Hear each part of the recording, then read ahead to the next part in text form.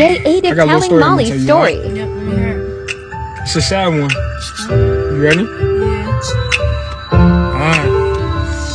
Look, let me tell you about this girl named Molly. It was freshman year when I met her in the party. She was standing in the corner, sipping on Bacardi. Had a really pretty face, but I kept staring at her body. I approached her, asked her name and how her day was. Told her I'm a rapper and one day I'll be famous. She laughed, but I could tell I had her intrigued. Reached out her hand, I shook it and said, my name's B.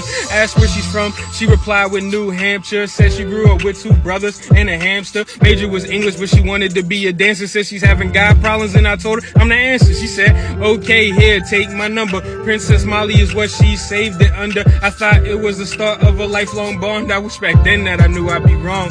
Cause see, over the months, me and Molly got close. I even learned her favorite breakfast was juice with French toast. Her favorite movie was It, but she was terrified of ghosts. And them deep convos is what she liked the most. Wanted to talk about politics and religion. Wanted to know the difference between Catholics and Christians. Wanted to know if I thought Trump was really bugging. Wanted to know if I thought rappers were really thugging. Also wanted to talk about all of her dreams and how all she ever wanted was to be treated like a queen. Maybe travel the world, have a couple of kids, and how one day she was going to marry Wiz. I told her, chase her dreams, don't let anybody stop them. They always take shots and don't let the haters block. I told her if any dude hurt her, I swear to God I'ma pop him. I'm not Chance the Rapper. They don't want these problems, but this is where the story gets deep.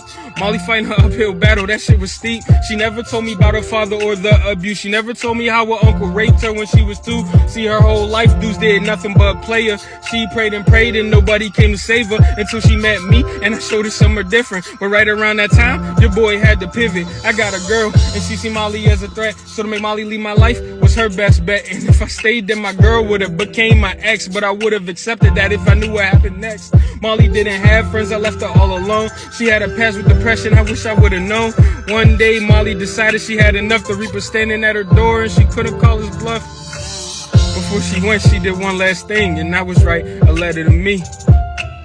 Before she went, she did one last thing, and that was write a letter to me. And it read, dear B, I hope you get this letter. The pain is no more, and I swear I feel better. While on earth, the blade helped me feel relief. But it's not in my head, it's gonna help me feel some peace. Please, don't cry, I know you're getting emotional. You're probably blaming yourself, and that's why I wrote to you. See, B, you were the only friend I ever knew, and I would've gave up sooner if it wasn't for you. So thank you for all the memories that we have. Thank you for all the smiles and all of the laughs. Thank you for being true and not kissing my ass. And thank you for making every day feel like a blast. And I'm sorry, this is how it has to end, but you'll always be my best friend. I'm sorry, this is how it has to end, but you'll always be my best friend. Love, Molly. Love, Molly. Love, Molly. That shit was deep. That's gonna touch some people. You fucking with that? Yeah, that's...